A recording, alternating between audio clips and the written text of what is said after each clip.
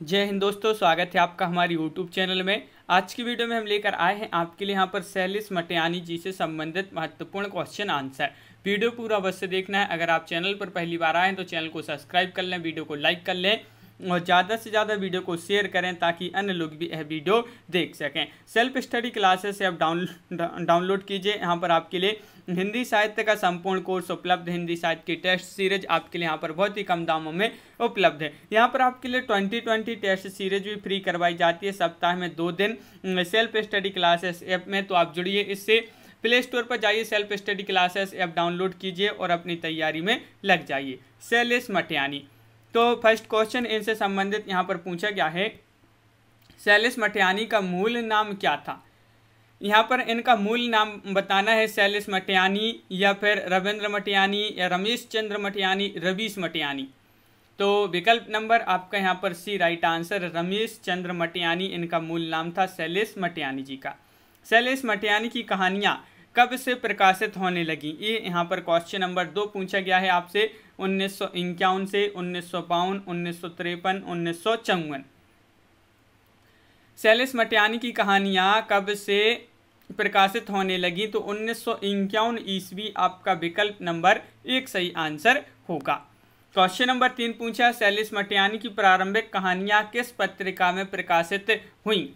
अमर कहानी, रंग महल, आ ओ बा दोनों या फिर कहानी।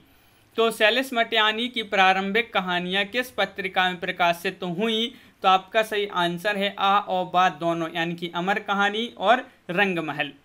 क्वेश्चन नंबर 4 पूछा, सैलिस मटियानी का जन्म कब हुआ। क्वेश्चन नंबर 4 का आंसर बताना है। 1932, 1933, 1931, 1930। तो सैलिस मटियानी जी का जन्म हुआ था कब, 1931 ईस्वी में। तो विकल्प नंबर 1 आपका यहाँ पर सही आंसर होगा, बिल्कुल सही। सैलिस मटियानी का जन्म कहाँ पर हुआ।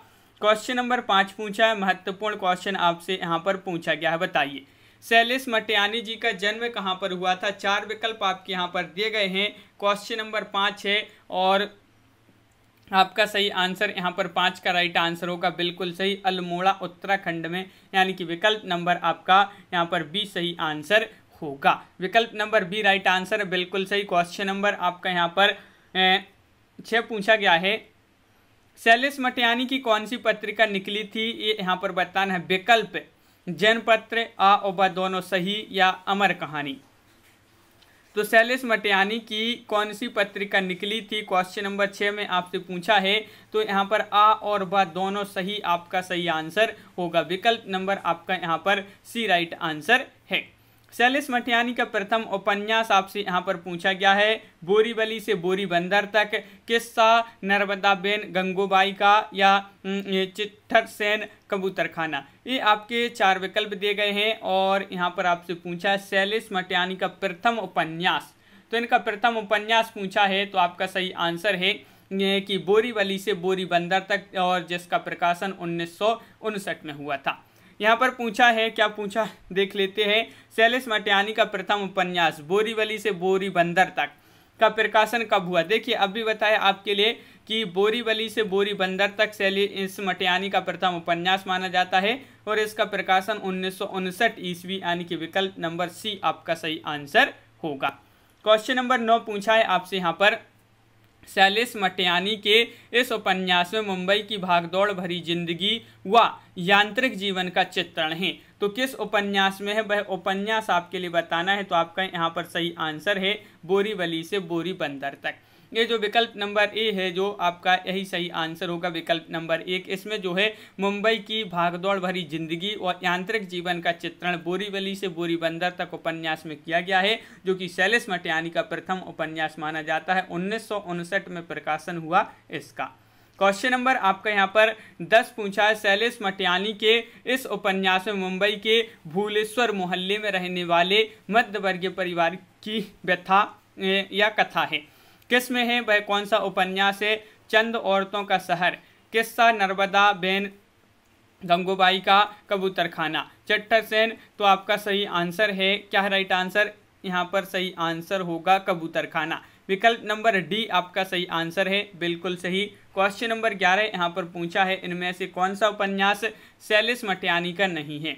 संवाद सेतु, कागज की नाव, मुख्य धारा का सवाल, यदा कदा। तो वह उपन्यास है, निबंध बताना जो शैलेश मटियानी का नहीं है। तो राइट आंसर है संवाद सेतु, विकल्प नंबर 1 सही आंसर होगा। शैलेश मटियानी का कौन सा उपन्यास कुमायूं क्षेत्र की लोक कथा अजित बफौल पर आधारित है? ये आपको क्वेश्चन नंबर 12 में बताना है। शैलेश मटियानी का कौन सा उपन्यास कुमायूं क्षेत्र की लोक कथा अजित बफौल पर आधारित है? तो आपका सही आंसर है मुख्य सरोवर के हंस, मुख्य सरोवर के हंस, यानी कि विकल्प नंबर बी सही आंसर होगा। मुख्य सरोवर के हंस उपन्यास माना जाता है जिसका प्रकाशन वर्ष आपको बताना है। तो आपका सही आंसर होगा, क्या होगा राइट आंसर? इसका प्रकाशन वर्ष बताना है। तो बिल्कुल सही राइट आंसर है विकल्प नंबर यहाँ पर बी सही आंसर है 1962। 1962 आपका सही आंसर है, बिल्कुल सही 1962 राइट आंसर। क्वेश्चन नंबर आपका 14 पूछा है शैलेश मटियानी का वेश्यावृत्ति से संबंधित उपन्यास कौन सा है? कोई अजनबी नहीं, मुख्य सरोवर के हंस, दो बूंद जल, डेरे वाले। तो यहाँ पर मटियानी जी का वेश्यावृत्ति से संबंधित उपन्यास पूछा है, तो दो बूंद जल आपका विकल्प नंबर सी राइट आंसर होगा। 52 नदियों का संगम उपन्यास का प्रकाशन वर्ष क्या माना जाता है?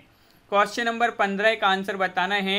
52 नदियों का संगम उपन्यास का प्रकाशन वर्ष माना जाता है। तो बिल्कुल सही राइट आंसर होगा क्वेश्चन नंबर 15 का 1981 ईस्वी, जो कि महत्वपूर्ण क्वेश्चन पूछा गया है। 1981 राइट आंसर है। शैलेश मटियानी के इस उपन्यास में पहाड़ी दलित समाज का चित्रण हुआ है, यानी कि किस उपन्यास में पहाड़ी दलित समाज का चित्रण हुआ है? शैलेश मटियानी का वह उपन्यास आपको बताना है क्वेश्चन नंबर 16 में। और आपका बिल्कुल सही राइट आंसर है डेरे वाले, डेरे वाले आपका सही आंसर है। क्वेश्चन नंबर 17 देखते हैं, इनमें से कौन सा उपन्यास शैलेश मटियानी का नहीं है? ये आपके 4 विकल्प यहाँ पर दिए गए हैं, बारूद और बचुली, रुकोगी नहीं राधिका, या तिरिया जली ना काट की, एक मूठ सरसों। तो आपका सही आंसर है, क्या होगा राइट आंसर? कौन सा उपन्यास शैलेश मटियानी का नहीं है?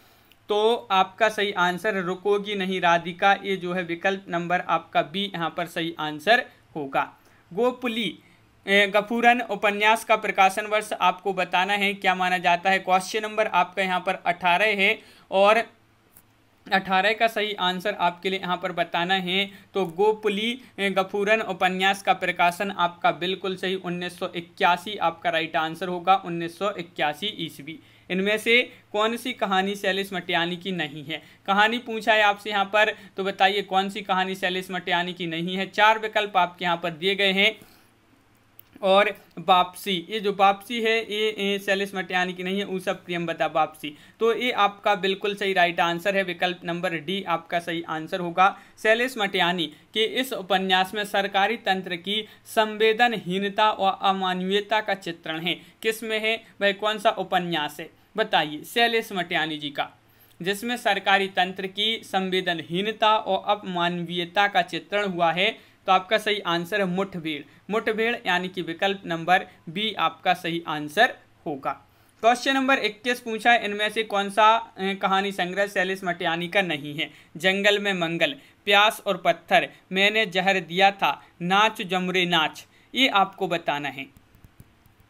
तो आपका सही आंसर है यहाँ पर, क्या होगा राइट आंसर? तो बिल्कुल सही राइट आंसर बताया है कि मैंने जहर दिया था, ये जो कहानी संग्रह शैलेश मटियानी का नहीं है। क्वेश्चन नंबर 22 पूछा है, 2 दुखों का एक सुख कहानी संग्रह का प्रकाशन वर्ष बताना है, जो कि महत्वपूर्ण क्वेश्चन आपसे यहाँ पर पूछा गया है। क्या होगा इसका सही आंसर?